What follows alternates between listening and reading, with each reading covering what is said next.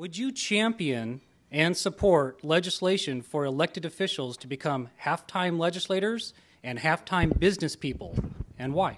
Well, actually, I would do a little more. I'd make them full-time business people and very, very part-time legislators.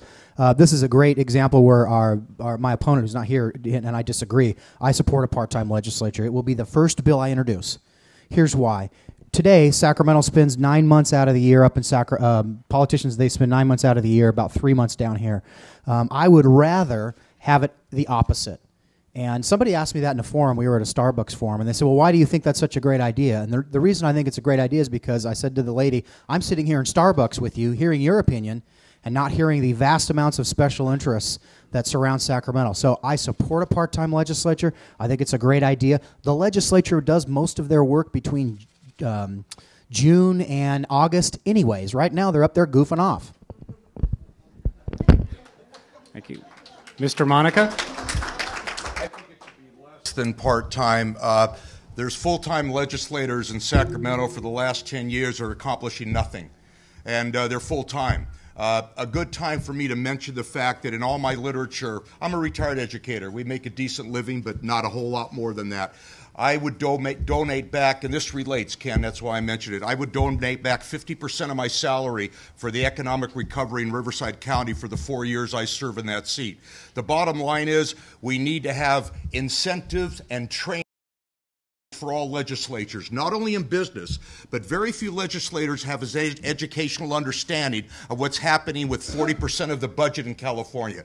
It doesn't mean we automatically need more money for education, even though I biasly feel some would help some of our students, but they need to not only have in-service training to become business advocates, they need to have in-service training to become understanding of the health welfare system as well as educational advocates.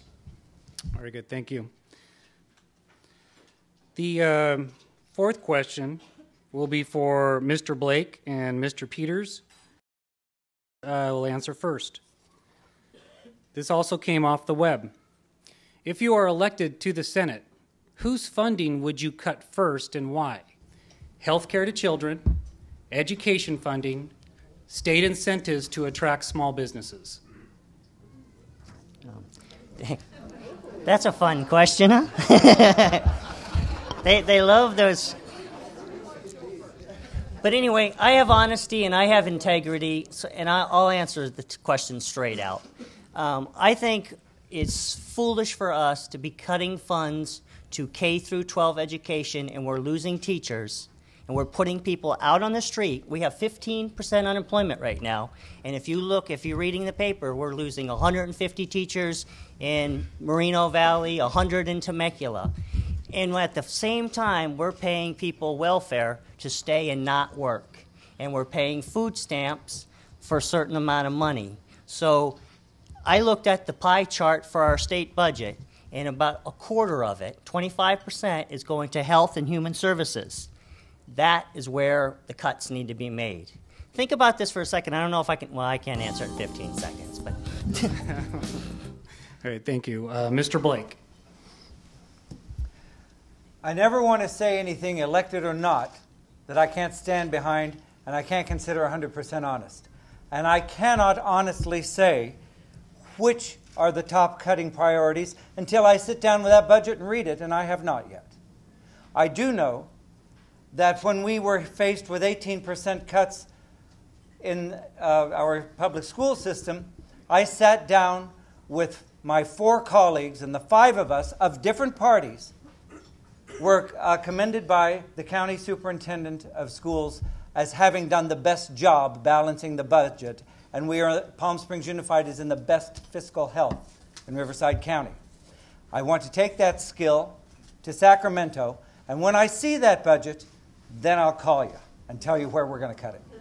Do you see value in, and are you a member of your Chamber of Commerce? Why or why not?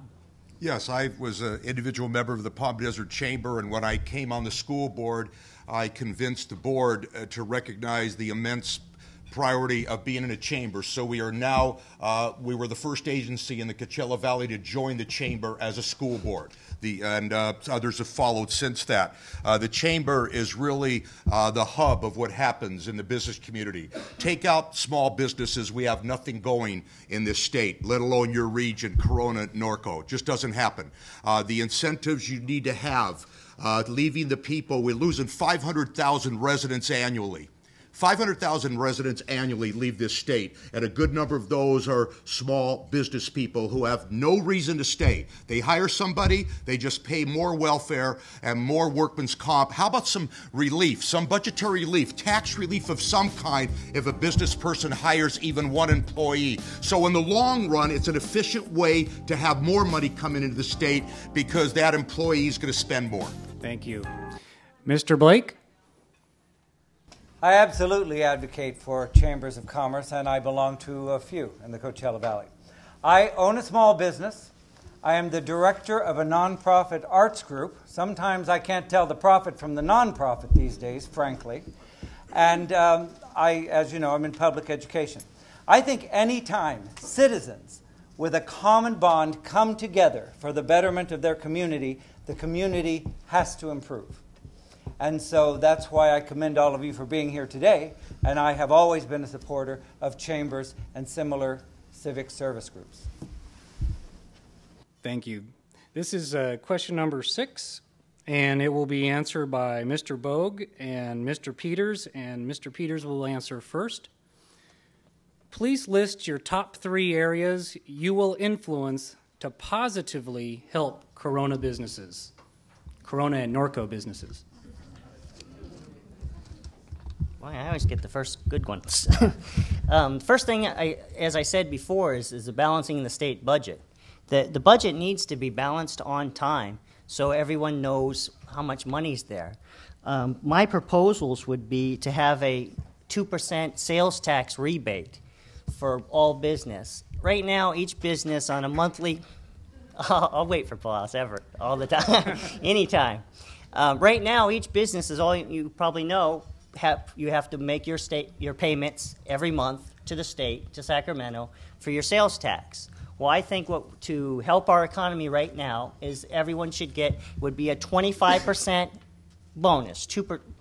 Sales tax is about 8%, 2% of 8%. That's 25% rebate on the sales tax you're paying up to Sacramento. I think this would help business. It would definitely help Corona and Norco's business. Thank you. Mr. Bogue?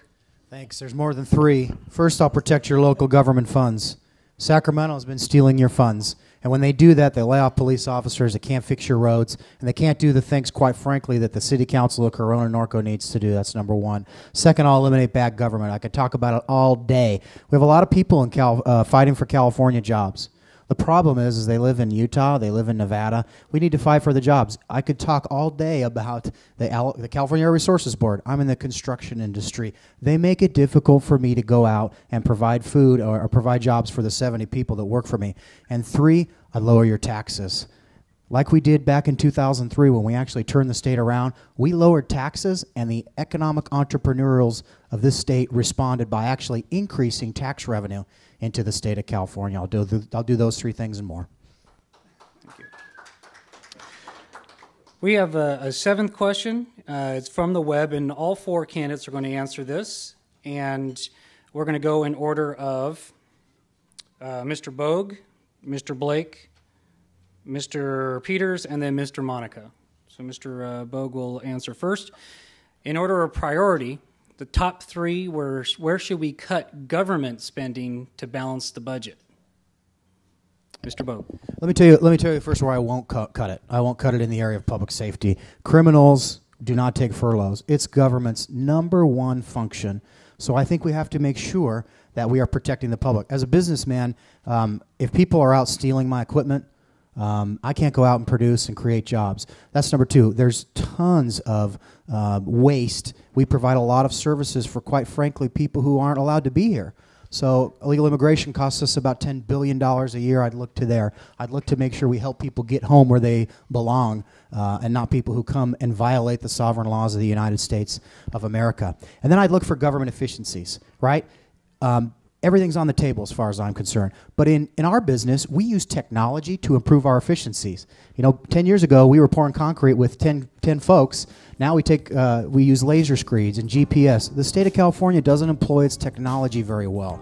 So I'll invest in that area, and that'll save us money.